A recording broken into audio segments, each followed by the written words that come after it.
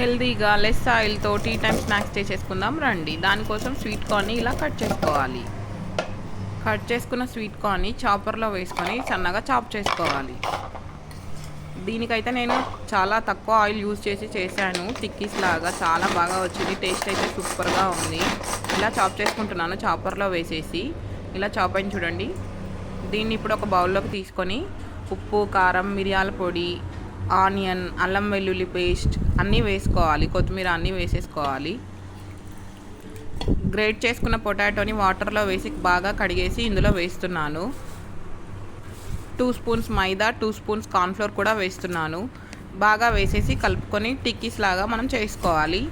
Pan పెట్టుకొని దాంట్లో oil కొంచెం వేసుకొని టిక్కీస్ లాగా రౌండ్ షేప్లో చేసుకొని అటు ఇటు ఫ్రై చేసుకోవాలి.